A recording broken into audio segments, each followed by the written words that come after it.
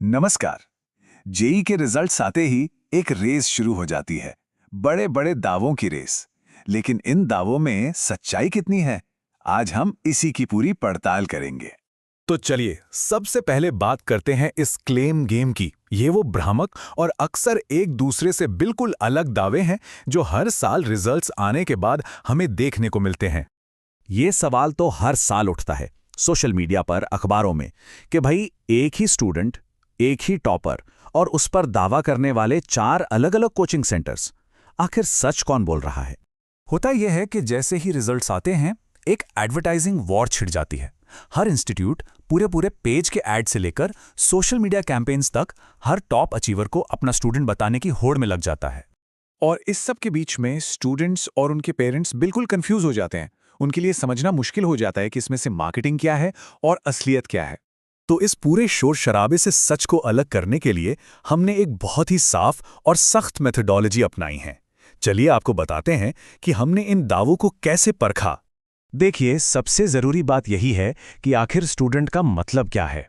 हमने सिर्फ classroom students को ही गिना है, मतलब वो स्टूडेंट्स जिन्होंने पूरे साल या 2 साल इंस्टीट्यूट में जाकर पढ़ाई की हो। अगर किसी ने सिर्फ मॉक टेस्ट सीरीज ली है या ऑनलाइन कोई फ्री मटेरियल इस्तेमाल किया है तो उसे इंस्टीट्यूट अपनी सफलता नहीं गिन सकता। और भरोसे का सबसे बड़ा पैमाना, एक गोल्ड स्टैंडर्ड होता है थर्ड पार्टी ऑडिट। इसका मतलब है कि कोई इंडिपेंडेंट फर्म जैसे कि अर्नस्ट एंड यंग इंस्टीट्यूट के दावों को चेक करके वेरीफाई करती है। इससे दावों में एक जबरदस्त क्रेडिबिलिटी आ जाती है। तो अब जब नियम तय हो चुके हैं, सीधे चलते हैं हमारी इन्वेस्टिगेशन के नतीजों पर। देखते हैं टॉप 100 रैंकर्स की असली रिपोर्ट कार्ड क्या कहती है।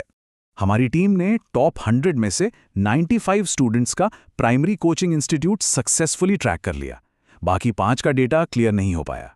तो हमारे एनालिसिस के मुताबिक टॉप 100 में सबसे ज्यादा यानी 41 स्टूडेंट्स एलन करियर इंस्टीट्यूट से हैं।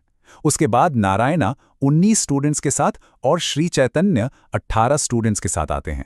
इन 3 बड़े नामों के बाद आकाश के 8 स्टूडेंट्स और विद्या मंदिर क्लासेस, जिसे वीएमसी भी कहते हैं, कि 3 स्टूडेंट्स भी इस टॉप 100 की लिस्ट में शामिल हैं। लेकिन असली मजा तो तब आता है जब एक ही स्टूडेंट पर कई इंस्टीट्यूट्स क्लेम करते हैं। और यकीन मानिए, ऐसा 1-2 बार नहीं, बहुत बार होता है। चलिए एक केस स्टडी देखते हैं। श्रेयास मिश्रा, AIR 23।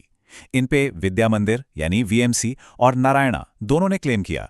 लेकिन हमारी इन्वेस्टिगेशन ने साफ तौर पे कंफर्म किया कि श्रेयास VMC के 2 साल के क्लासरूम प्रोग्राम के स्टूडेंट थे, तो हम उन्हें VMC का स्टूडेंट मानेंगे। अब जरा उन 26 स्टूडेंट्स पर नजर डालते हैं जिन्होंने परफेक्ट 100 परसेंटाइल स्कोर किया है। यहां भी एलन 9 स्टूडेंट्स के साथ सबसे आगे है, लेकिन नारायणा, श्री चैतन्य और VMC भी काफी स्ट्रांग कंपटीशन दे रहे हैं। तो इस सारे डेटा क्रंचिंग का, इस पूरी पड़ताल का मतलब क्या है? सीधा सा मतलब है डेटा नॉट ड्रामा। हमें सही जानकारी के साथ फैसला लेना है। जब भी कोई कोचिंग सेंटर चुने तो सिर्फ चमकते एड्स मत देखिए।